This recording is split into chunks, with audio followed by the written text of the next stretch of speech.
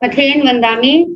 इस आगम वाचना की कक्षा में उपस्थित सभी पूजनीय गुरु भगवान एवं मां साध्वी जैन को वंदन नमन करते हुए सुख शांति पूछती हूँ। जैसा कि बहुत ही महीनों से यह आगम की कक्षाएं आचार्य भगवान के मंगलमय आशीर्वाद से और पूज्य उपाध्याय भगवान के पावन प्रेरणा से चल रही हैं। उपाध्याय प्रवर आगम ज्ञाता पूज्य गुरुदेव श्री जितेंद्र मुनि जी महाराज साहब हम सभी को आगम ज्ञान प्रदान कर लाभान्वित कर रहे हैं। आपके प्रति अनंत अनंत उपकार है। प्रतिदिन की श्रृंखला में आज की उपाध्याय भगवान की प्रत्यक्ष गुरु वंदना का लाभ मिला है। उत्तर भारतीय प्रवर्तनी डॉक्टर श्री सरिता जी महाराज साहब की पौत्र शिष्या सेवा श्रमणी महासाध्वी श्री श्रेया जी महाराज साहब आदि थाना 2 न्यू मुल्तान नगर पश्चिम बिहार दिल्ली से वंदन का हम सभी लाभ लेंगे।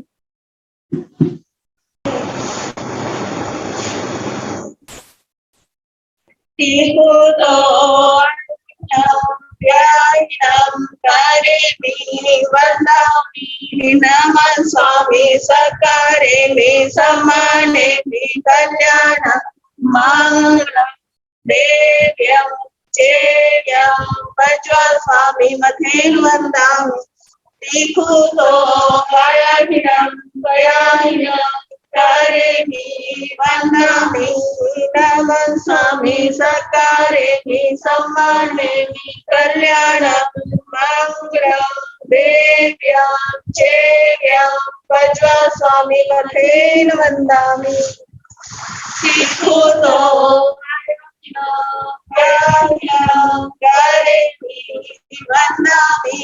नमः स्वामी सकारेमि सम्मानेमि कल्याण मंगलम देव्यं चेयं पज्वा स्वामी मथेन वंदामि गुरुदेव मथेन वंदामि। कृपा करें गुरुदेव। आगम वाचना की कक्षाएं जब से प्रारंभ हुई हैं तभी से इनके निर्विघ्नता से गतिमान रहने के लिए सभी पूजनीय साधु साध्वी वृंद तपस्या के क्षेत्र में अपना योगदान दे रहे हैं। आज की तपस्याओं में नाम है श्रमणी गौरव महासाध्वी श्री सुनीता जी महाराज साहब की शिष्या साध्वी श्री श्रुति जी महाराज साहब, महासाध्वी श्री रिद्धिमा जी महाराज साहब की शिष्या साध्वी श्री संस्कृति जी महाराज साहब, उपाध्याय प्रवर अनुयोग प्रवर्तक पूज्य श्री कन्हैया लाल जी महाराज साहब कमल के शिष्य तपो केसरी श्री संजय मुनि जी महाराज साहब और उप प्रवर्तक पूज्य श्री विनय मुनि जी महाराज साहब वागीश। तप चंद्रिका तप साम्राज्ञी तेले तप आराधिका साध्वी डॉक्टर श्री आभा श्री जी महाराज साहब का आज 20वां उपवास है और खान देश भूषण उप प्रवर्तनी श्री दिव्य ज्योति जी महाराज साहब अर्पणा की गुरु बहन तप सिद्धेश्वरी पूज्य श्री सौम्य श्री जी महाराज साहब का आज 27वां उपवास है। इतनी दीर्घ तपस्या जिनकी चल रही है, हम सभी तपस्वियों को की तप की बारंबार अनुमोदना करते हुए उन्हें सुख शांति पूछते हैं।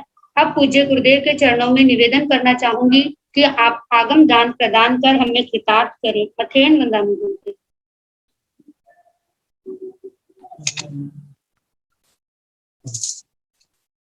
नमो रिहंतान नमो सिद्धान नमो आयर्याण नमो गंधायाण नमो दये संसाहुन देशो पंचनकारो साव पावनो मंगलानि सन्निधि वडमं भवै मंगलम। जिन शासन जिन वाणी सदा जयवंत हो, शमसा सदा अविचल मंगल हो। मुक्ति को प्राप्त श्रमण भगवान महावीर स्वामी उनकी परम पावन कल्याणी भागवती वाणी वाचक प्रमुख श्री इंद्र भूति गौतम आदि गंधर्व भगवान युग प्रधानाचार्य परम पूज्य श्री सुधर्मा स्वामी जी महाराज, उनकी परम पावन पाठ परंपरा वर्तमान आचार्य ज्ञान योगी परम पूज्य श्री शिव मुनि जी महाराज एवं गुरुजन सबके पावन चरण सरोजों में मेरा अनंत अनंत वंदना नमस्कार। आगम परिषद में विराजमान वरिष्ठ मुनिराज, अन्य मुनिवृंद, परमादरणीय भगवती स्वरूपा महासाध्वी आदि, श्री उत्थान सूत्र की वाचना प्रारंभ है। 11वां दिन चल रहा है। कल 10वीं गाथा तक वर्णन हुआ था। 15 गुणों का अधिकार चल रहा है। 15 गुण जिनके कारण आत्मा को विवेक कहा जाता है। 4 गुणों का वर्णन कल सुना चुके थे। मियावती और चवले, माई और कुहल। मियावती दिनंबर, गुरुजन, भिक्षावृत्त, इन सबको अपने आगे रखना, इनको वंदना करना, इनके प्रति विनम्र बन के रहना। और चवले, चपलता, इसका परित्याग करना। जिसमें बताया था गति, स्थान, भाषा और भाव, इन बातों का विशेष ध्यान रखना। तीसरी बात, माई, माया का त्याग करना। सरल बन, ऋजु बन, मन में, आत्मा में किसी प्रकार की गांठ नहीं रखी, किसी को ठगने की भावना नहीं, धोखा देने की भावना नहीं। दुनिया का सब कुछ छोड़ दिया, लेकिन इन भावों को भी छोड़ना। देखा जाए तो बाहर के बंधन तो हैं, लेकिन आत्मा को संसार में भटकाने वाले ये अभ्यंतर विकार, आत्मा के अंदर रहने वाले, इन गांठों को खोलना। सोचा जब बाहर का सब कुछ छोड़ दिया, अब अंदर की जो इच्छाएं हैं, चाहनाएं हैं, उनका भी हम परित्याग करें। जितना परित्याग करेंगे वह हमारे जीवन की, आध्यात्मिक जीवन की सफलता हो। आगे अकुतूहल, अकुतूहल, कुतूहल का त्याग। इसके 2 रूप बताए थे, एक प्रशस्त, एक अप्रशस्त। कुतूहल उत्सुकता, प्रशस्त जैसे गौतम स्वामी का दृष्टांत दिया था, उनको सत्य की जानने के प्रति कितना कुतूहल। ये तो प्रशस्त है, आगम के रहस्य को जानना, मोक्ष मार्ग के संबंधित बातों के जानने के प्रति उत्सुकता, संयम तप के प्रति, आगम वाणी के प्रति, उन महर्षियों के प्रति जो इस मोक्ष मार्ग के पथिक हैं, कितने अतीत में हो गए, कितने वर्तमान में, जिनका जीवन साधना प्रधान है। कि कैसा विराग, कितना त्याग, कितनी उनकी साधना, उनके जीवन में क्या विशेषताएं थी, एक इनको जानने की उत्सुकता। ये प्रशस्त है, इनको बुरा नहीं कहते, ये संबर निद्रा में कारण, प्रेरणा देने के साधन। दूसरी ओर जहां आत्मा का विराग कटे, संसार का अनुराग बढ़े, बैर विरोध बढ़े, समय व्यर्थ में जाए, उन बातों का परित्याग करें। तो ऐसे कुतूहल से रहित जो आत्मा को, समय को बर्बाद करे, बंध का कारण बने, विकारों की वृद्धि का कारण बने, ऐसा कुतूहल प्रिय नहीं। अब आगे है अपंग चाही शिवई, प्रबंधक चरण कुबई मैं तीज माणो भय स्वयं लद्धु न मज्जय अपंच अहि केवय अपंग अलग अलग के दो अर्थ है। एक तो अर्थ है अभाव और दूसरा अर्थ है स्तोप थोड़ा। अहि केवय अधिक शक्ति पुरुष किसी का थोड़ा सा भी तिरस्कार नहीं करता, निंदा नहीं करता, बुराई नहीं करता। एक तो ये है। दूसरा है अलग का मतलब तो थोड़ा कम। ऐसे प्रासंगिक विषय जहां पर कोई प्यार से ना समझे और लगे यदि डांटा जाएगा तो समझ सकता है। जवान में व्यवहार में तो जरूर कठोरता आ गई, लेकिन आत्मा के अंदर नहीं आई। आत्मा के अंदर ऐसी भावना लाते हैं तो अपनी कर्मबंध का कारण बने। केवल व्यवहार में लाए हैं तो उसको हम कह सकते हैं द्रव्य से, केवल दिखावे के लिए गुस्सा है, डांट है, लेकिन आत्मा के अंदर तो विकृति भावना है। जो मर्यादा के उल्लंघन से इस आत्मा का पतन हो रहा है, कर्मों का बंद हो रहा है, समय व्यर्थ में जा रहा है, ये ऐसा ना जाए, इस आत्मा का हित हो, इस भावना से कहा जा रहा है। तो कहा जाता है नैतिक दृष्टि से इसको बुरा नहीं कहा। और जहां पर कर्मबंध भी नहीं है क्योंकि भावना अच्छी है। तो पहले तो किसी का तिरस्कार करते नहीं, करने की बात आए तो केवल नाम मात्र का है और उसमें भी दूसरे की भलाई की भावना है, किसी के प्रति आत्मिक दृष्टि से कोई रोष नहीं है। तो ऐसे जो किसी का तिरस्कार नहीं कर। आगे फरमाया है प्रबंधन चरण कुबई, जो पहले अवनीत के लक्षणों में आया था कि वहां तो प्रबंध करता है, लंबे समय तक क्रोध करता है, ऐसे कार्य करता है जो अवनीत में आया था कि जिससे दूसरे को क्रोध आए, या विकथाओं में अपने समय को बर्बाद करता है।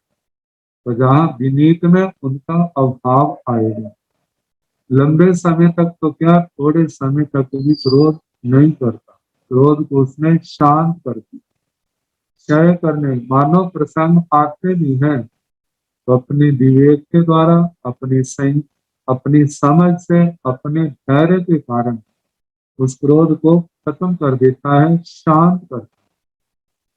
सोचता है मैं क्रोध क्यों करूं, क्रोध करने से कर्मों का बंध मेरा होगा, दूसरे का क्या बिगड़ेगा। यदि उसने गलत किया है तो उसकी जिम्मेवारी उसके ऊपर है। समझाना है तो प्यार से समझाए, लेकिन क्रोध के कारण, क्रोध से नहीं। और अगली बात, ऐसा कोई कार्य नहीं करता इसके कारण से दूसरे को क्रोध आए, दूसरे के कषाय भड़के, विकृतियां भड़के, ऐसा कार्य नहीं करता। तीसरी बात इसमें कि विकथा आदि में अपने समय को व्यर्थ नहीं गवा। अपना समय जो है शास्त्र स्वाध्याय, ज्ञान, क्रियावृत्ति, धर्म कार्य, संबर निर्जरा प्रधान कार्यों के अंदर ही अपने समय को लगाता है। मानो स्वयं धर्म करना, दूसरे को प्रेरणा देना, दूसरे के ज्ञान संयम तप में सहायक होना, दूसरों का ज्ञान बढ़े, इन बातों में लगना ताकि उनका भी ज्ञान का प्रकाश हो, वैराग्य की वृद्धि हो, संयम निर्मल हो, तपस्या में विशुद्ध परिणाम आगे बढ़े, ऐसी भावना रखना। इन बातों के अंदर अपने समय को लगाता है, व्यर्थ की बातों में नहीं लगाता। तो विनीत का छठा लक्षण जो है कि प्रबंध नहीं करता, तो लंबे क्रोध नहीं करना, लंबे समय तक नहीं करना, ऐसे कार्य नहीं करना जिसके कारण दूसरे को क्रोध आए, दूसरे को खींचना पड़े, दूसरा दुखी हो, ऐसे कार्य नहीं करता। और विकथाओं में अपने समय को बर्बाद नहीं करता। आगे तुम्हारा है अपियसा मैं तीज मानो भयाई सोयं लड्डू ने मत गई मैं तीज मानो भयाई। यदि कोई उनके प्रति सद्भावना से प्रेरित होकर के कार्य करता है तो वहां पर प्रसन्नता है। आपने मेरा सहयोग किया, मैं आपका हृदय से आभारी हूँ। उनका धन्यवाद प्रकट करता है, उनका गुणगान करता है। मेरे को नहीं पता था, आपने मेरे को सिखाया, मैं आपका मेरे ऊपर बड़ा उपकार है। तो ये भावना और दूसरे के उपकार को मानना उनके उपकार को नष्ट नहीं करता, जिसके कारण से तो कृतघ्न कहलाए। ऐसा नहीं, उनके उपकार को हृदय से मानता है और सोचता है मैं इस उपकार का बदला दूं, कैसे दूं, इनका कार्य करूं, इनकी सेवा करूं, इनकी समाधि में सहयोगी बनूं।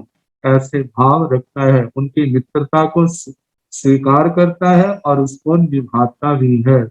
सद्भावना तो वैसे उसके हर प्राणी के प्रति है, लेकिन जिन्होंने उपकार किया है उनके प्रति विशेष और उनको याद करके बड़ी प्रसन्नता होती है।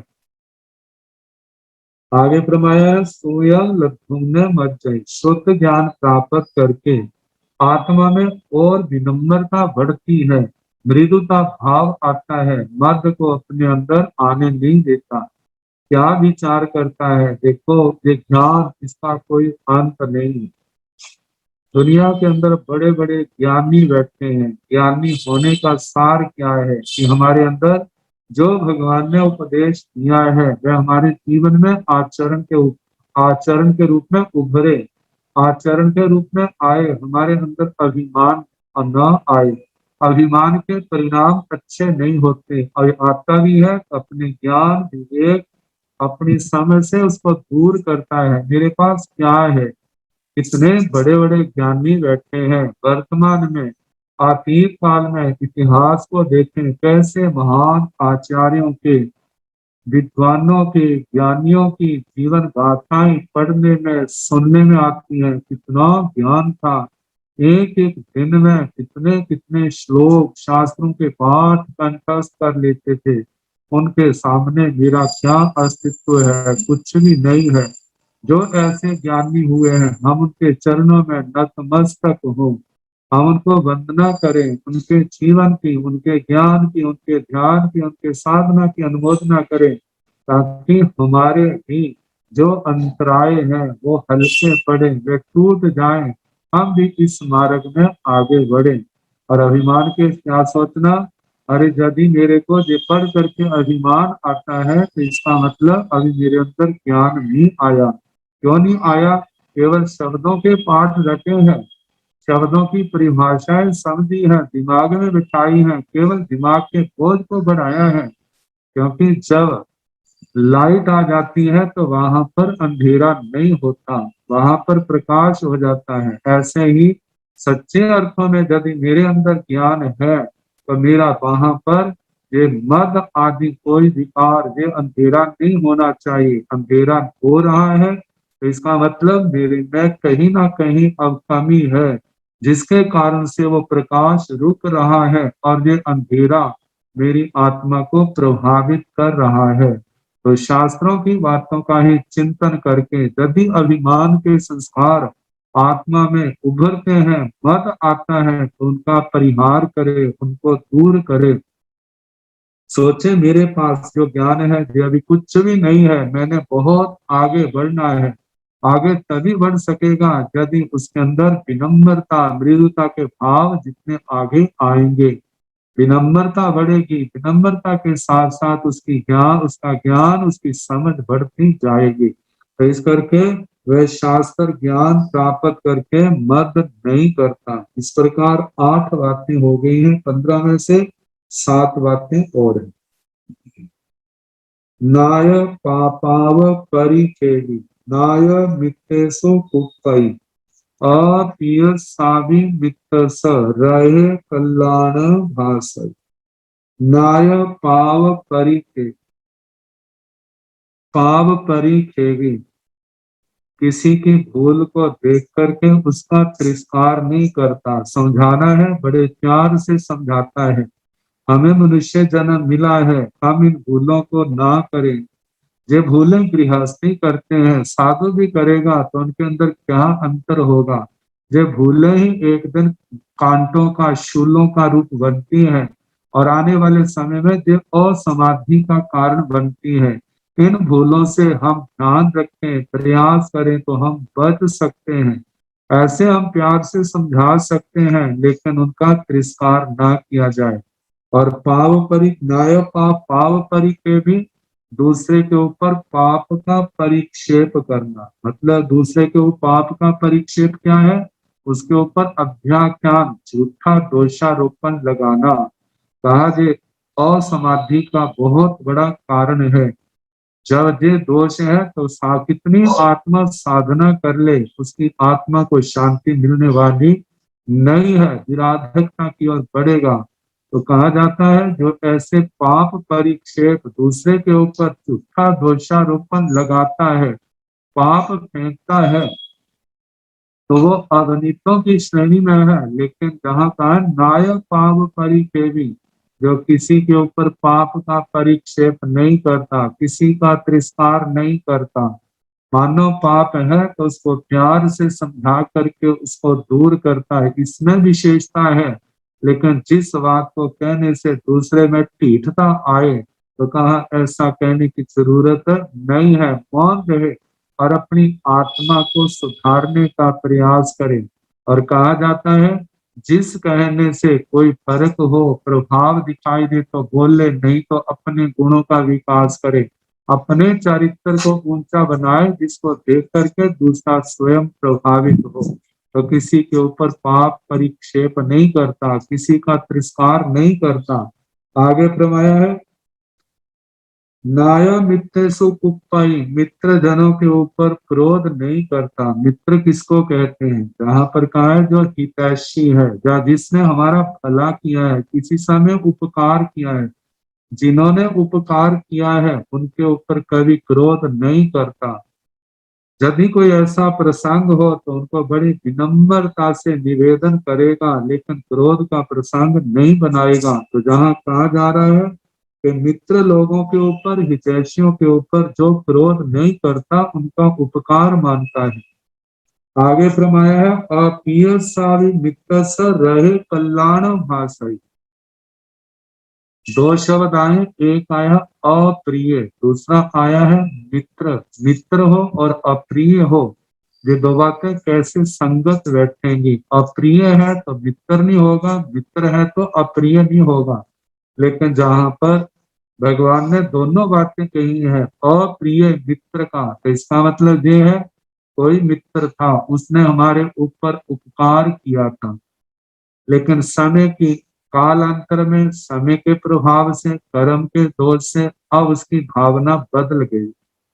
भावना बदलने के कारण से अब उसके कांट छांट करने लग पड़ा, निंदा करने लग पड़ा। तो कहा ऐसा होने के कारण वहां पर अपना दोष भी हो सकता है, वहां पर उसका अपना दोष भी हो सकता है। तो कहा जो मित्र जिसने हमारे ऊपर उपकार किया था, आज वो अप्रिय हो गया है, हमारे को कोई बात कहता है तो प्रमाया है नाय रहे कल्याण भाषाई। ऐसे अप्रिय मित्र का भी जब कहीं वो सामने नहीं है, जब कोई उसकी बात चलती है, तो वहां पर भी उसका भला ही बोलता है, उसका बुरा नहीं। वहां पर ये कहता है उसने जो उपकार किया था, यही कहेगा उसने मेरे ऊपर उपकार किया था, उसने मेरे से ये भला किया है। कोई कहता है उसके अंदर ये बुराई है, कहते ठीक है उसके अंदर होगी बुराई, मुझे नहीं पता, या कैसे जैसा भी है, लेकिन ये कहेगा मेरे ऊपर उसका उपकार है, मैं उसके उपकार को मानता हूँ, अब उसको ऐसा करना चाहिए, ऐसा करे तो उसका भला होगा। तो कहा है कि सामने तो क्या, पीठ पीछे भी, वो सामने नहीं पीठ पीछे भी उसकी क्या है, कल्याण की बात करता है, उसके बुरे की बात नहीं करता। चाहे आज वो उसका अशुभ चिंतक बन गया है, अशुभ करने वाला बन गया है, लेकिन पूर्व के उपकार को मान करके वह उसके संबंध में अच्छी ही बात कहेगा, बुरी बात नहीं कहेगा। जहां पर नीतिकारों ने कहा है, कहते हैं एक व्यक्ति ऐसा है कि जो 100 उपकारों को भूल जाता है लेकिन एक अपकार को याद करता है, और एक व्यक्ति ऐसा है 100 अपकारों को भूल जाता है लेकिन एक उपकार को याद करता है। कहते हैं जो 100 उपकारों को भूल जाता है, एक अपकार को याद करता है, तो ऐसे व्यक्ति के लिए उन लोगों ने कृतघ्न शब्द का प्रयोग किया है। और जो व्यक्ति 100 अपकारों को भूल जाता है, एक उपकार को याद रखता है, तो इस ऐसे व्यक्तियों के लिए नीतिकारों ने, महापुरुषों ने सज्जन अच्छे व्यक्ति का, एक अच्छा व्यक्ति है, इस शब्द का प्रयोग किया है। तो जहां पर विनीत में कहा जा रहा है कि अपिय मित्र स रह कल्याण भाषाई, जिस किसी ने कभी एक उपकार किया लेकिन बाद में अपकारों की झड़ी लग गई है, तो वह उन अपकारों को भूल करके भी वह उसके उपकार को सामने रखता है, अपकारों को भूल जाता है, सोचता है कोई बात नहीं, किया है जो मेरे कर्म थे, लेकिन उसने जो मेरे ऊपर उपकार किया है मैं उसको कभी भुला नहीं सकता। ये अच्छे व्यक्ति की निशानी है, लक्षण है। फिर आगे बताया है, कलह डमर बच्चाए बुद्ध अभी जाइए हिरिमम पड़ी संलीन सुभिणीय तिवुच्चाई। कलह डमर बच्चिए, बच जाए का मतलब बरजक, छोड़ने वाला। कलह का मतलब वाणी से संबंधित कलह, वाक कलह, बहसबाजी में उतर आना, जोर जोर से बोलना, कहा ये कलह है। और दूसरा डमर, डमर उसको कहा है जिसमें हाथापाई हो जाए, तो कहा विनीत जो है वो कलह को भी छोड़ने वाला है और डमर को भी छोड़ने वाला है, इन दोनों से दूर रहने वाला है, सदा ध्यान रखता है ऐसा वातावरण ना बने, क्योंकि ऐसा वातावरण हमारे स्वाध्याय में, हमारे धर्म ज्ञान में, हमारी साधना में विघ्न पैदा करने वाला है। केवल अपने ही नहीं, जो आस पास में रहने वाले हैं उनको भी असमाधि पैदा करने वाला है। तो सदा ध्यान रखता है, ना मैंने वाणी से कभी ऐसा वातावरण पैदा करना, ना अपने शारीरिक व्यवहार से, इन दोनों बातों को, वाणी से जो कलह है उसको भी छोड़ने वाला और हाथापाई वाला जो है उसका भी परित्याग करने वाला है।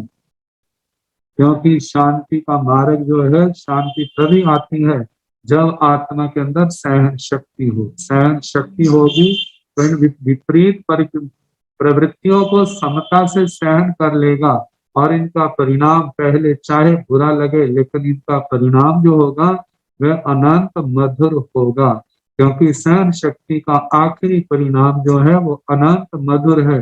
भगवान ने सब कुछ सहा, जिन्होंने जो कुछ आया जीवन ने सहन किया, आखिर वो सफलता के चरम शिखरों को पहुंचने में वो ही सफल हुए। तो इसलिए कहा कलह और डमर का परित्याग करने वाला।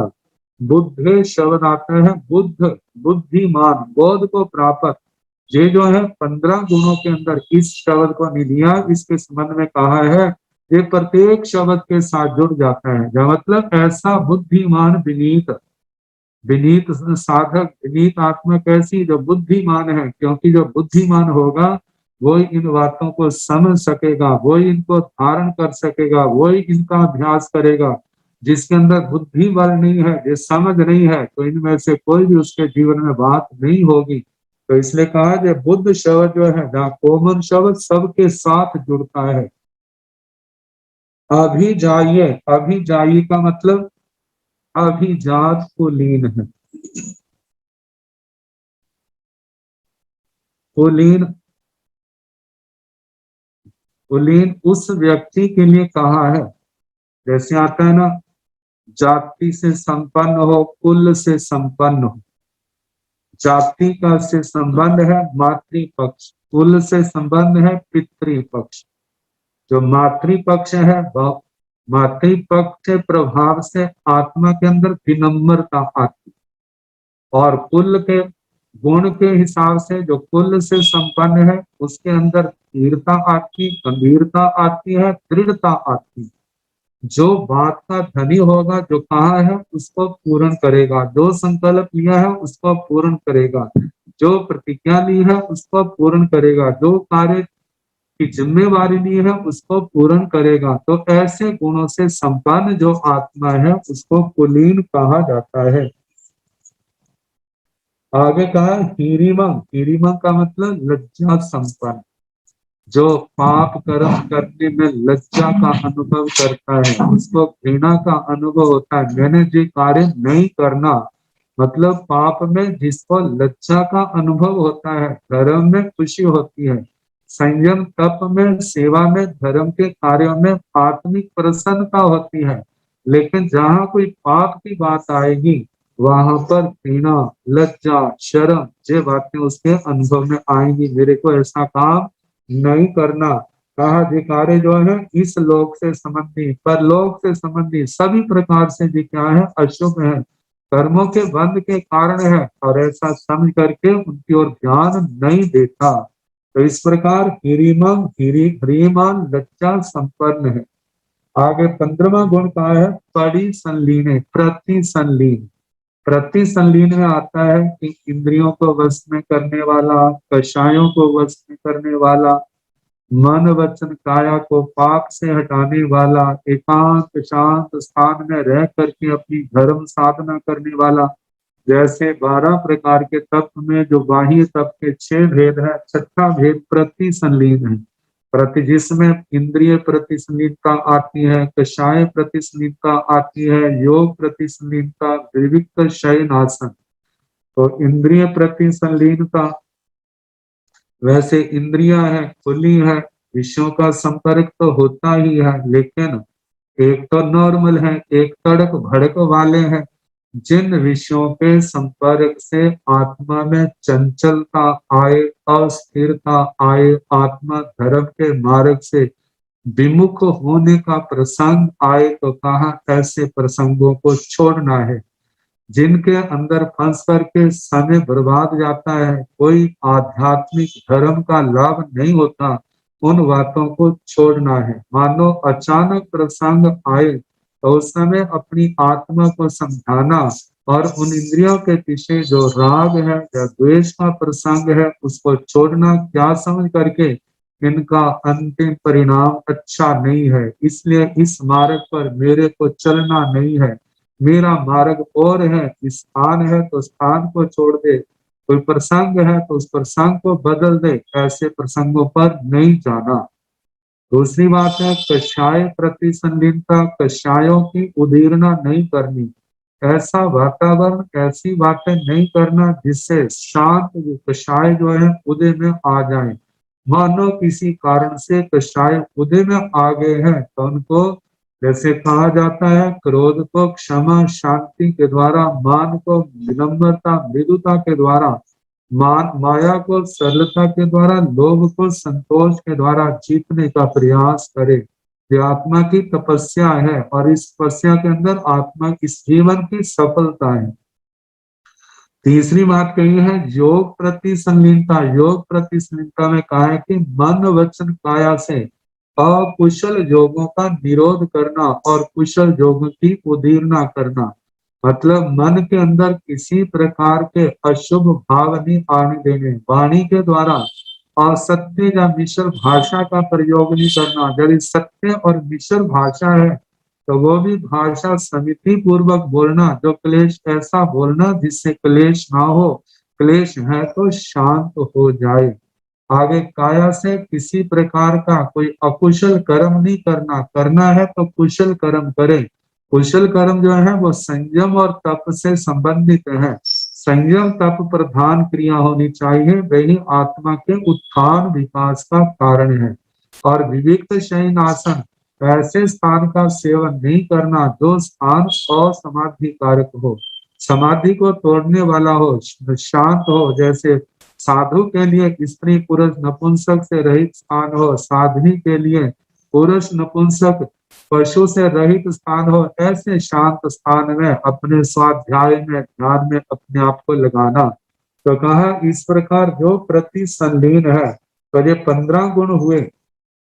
इन 15 गुणों वाला जो है सुविनीय की ऊंचाई, सुविनीय सुविनीत है, ठीक ऐसा उच्चाई कहा जाता है। तो ये 15 गुण नियावर्ती, विनम्र वृत्ति वाला, अचवल चंचलता से रहित, अमाई माया से रहित, कुतूहल से रहित, अकुहल अपंच अहित, जो किसी का तिरस्कार नहीं करता है, लंबे समय तक क्रोध नहीं करना, क्षमा कर प्रसंग आए क्षमा जांचना आदि के द्वारा एकदम शांत कर देना, विकथाओं में अपना समय नहीं गवाना, किसी की मित्रता के सद्भावों को स्वीकार करना और सद्भावों के बदले सद्भाव ही रखने, किए उपकार को मानना, शास्त्रीय ज्ञान प्राप्त करके मद नहीं करना और दूसरे का तिरस्कार नहीं करना, नाय पाव परिक्षेप, किसी के ऊपर पाप का परिक्षेप, झूठा दोषारोपण आदि नहीं लगाना।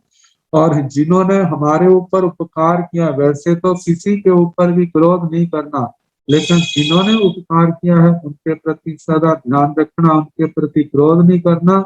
और जो जिन्होंने अपने ऊपर उपकार किया है, तो कहा कि लेकिन वर्तमान में कभी उपकार किया था लेकिन वर्तमान में वह अपकार कर रहा है, तो कहा जाता है उसका भी भला सोचना, उसका भी भला बोलना, भला करना, लेकिन उसकी निंदा नहीं करना। आगे कहा कि कलह वाणी से संबंधित, आत्मा शरीर से संबंधित कोई लड़ाई झगड़ा कलेश नहीं करना। और अभी जाइए जो कुलीन है, अच्छे अपने जो भी प्रतिज्ञा आदि की है उनका निर्वाह करने वाला, लज्जावान है, प्रतिसलीन है, ऐसा बुद्ध आत्मा जो है उससे वह सुविनीत है, तीव्र ऊंचाई ऐसा कहा जाता है।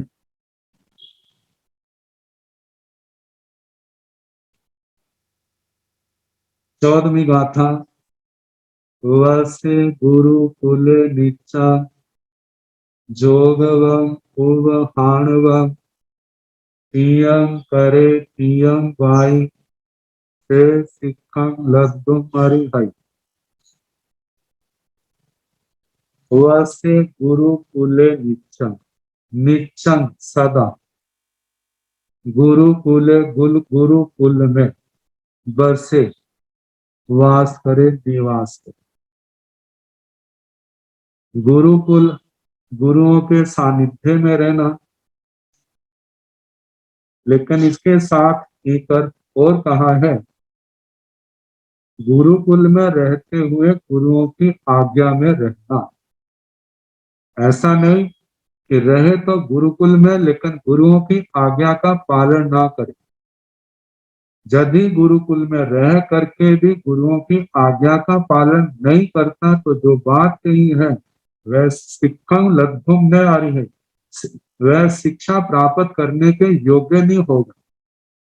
मानो गुरुकुल के गुरुओं के सानिध्य में नहीं रहता, दूर रहता है, लेकिन गुरुजनों की आज्ञा में रहता है, तो वह दूर रहता हुआ भी गुरुजनों के सानिध्य में है, उनके पास में ही है, क्योंकि प्रधानता है गुरुओं के द्वारा जो दी गई आज्ञाएं हैं उनका सम्यक प्रकार से पालन करता है।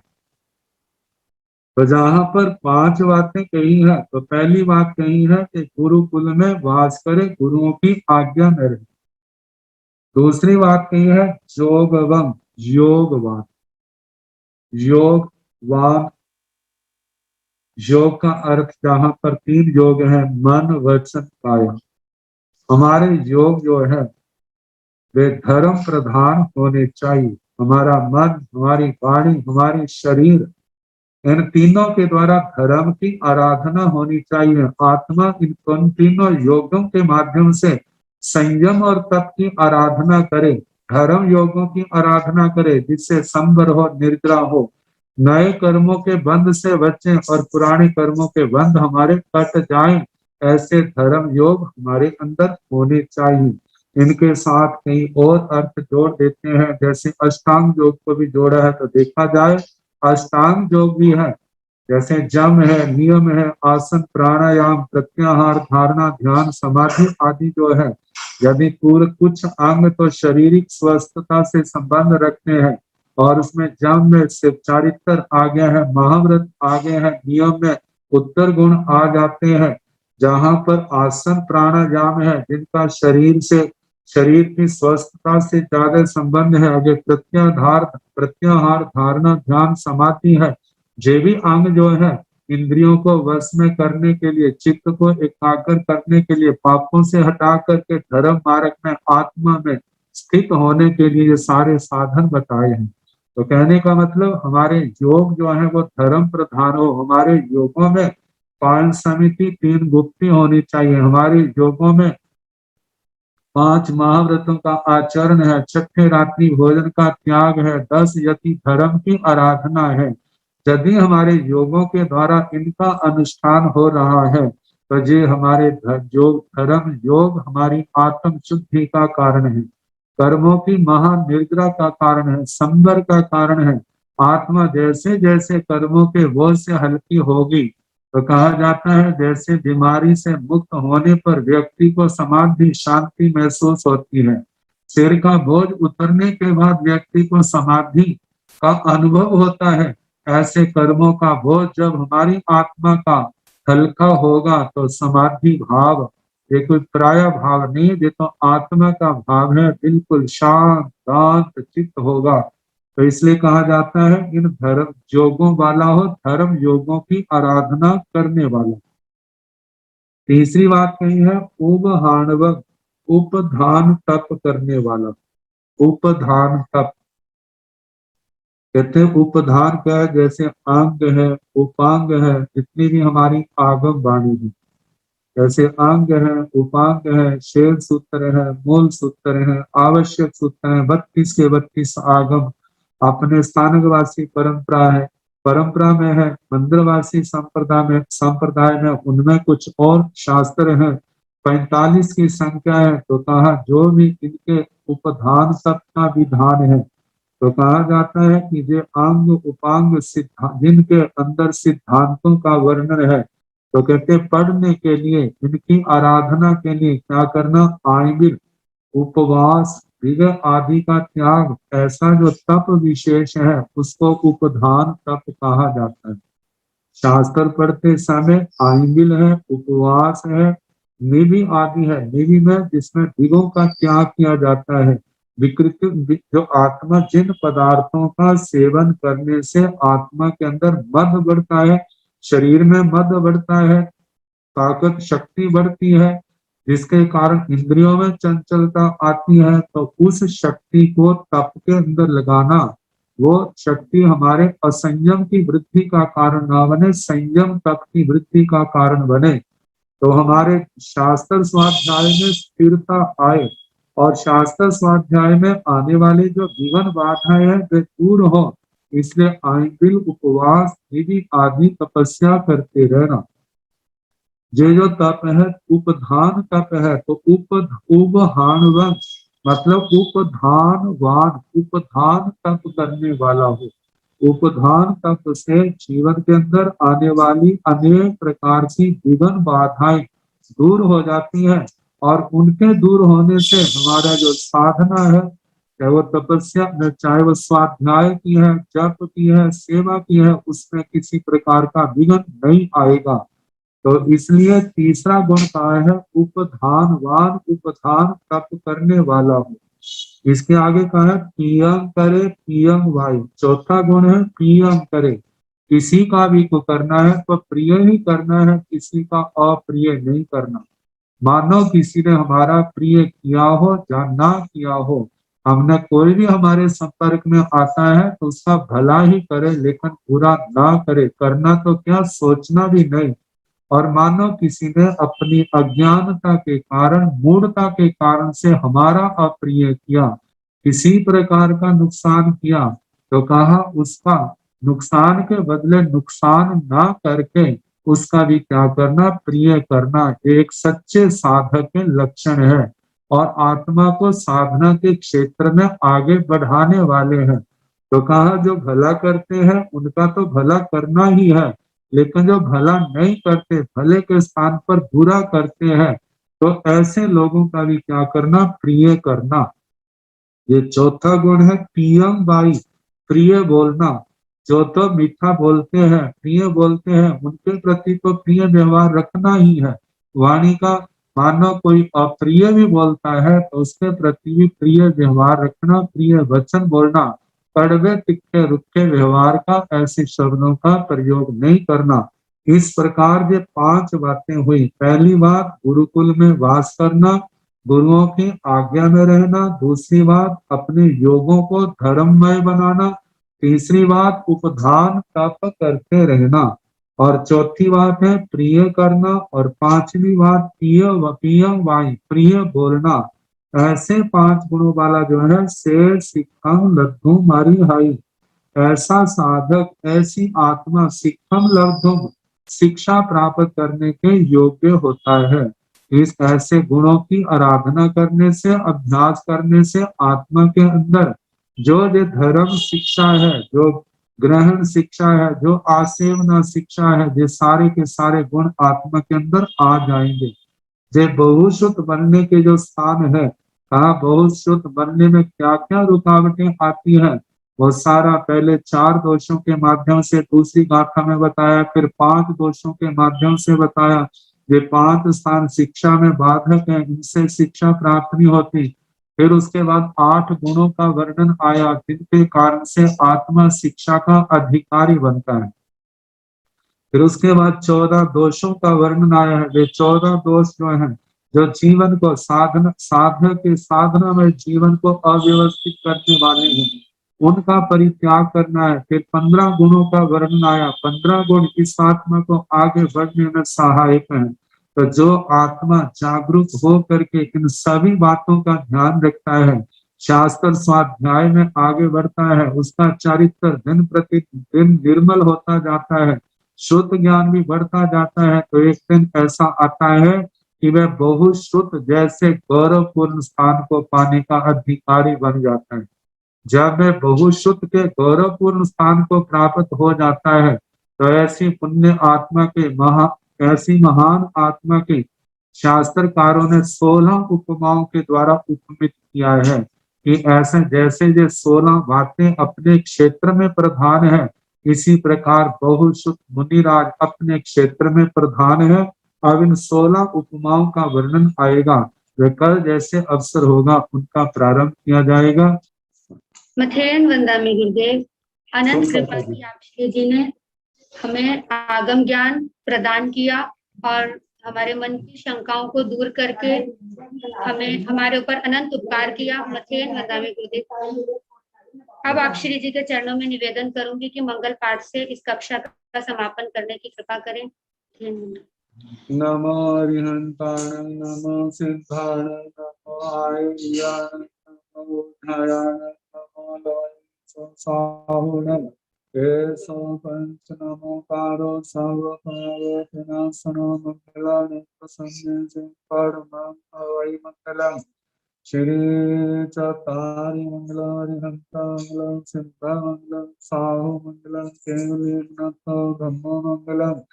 चतारि लोकोत्तमारि हंता लोकोत्तमा सिद्धा लोकोत्तमा साहु लोकोत्तमा केवलीनाथो ब्रह्म लोकोत्तमो। चतारि शरणं प्रवज्जामि अरिहन्ते शरणं प्रवज्जामि सिद्धे शरणं प्रवज्जामि साहु शरणं प्रवज्जामि केवलीनाथं ब्रह्म शरणं प्रवज्जामि। 4 शरण सुख करने, दुख करने, मंगल करने और शरणानी कोई जो भव प्राणी आश्रय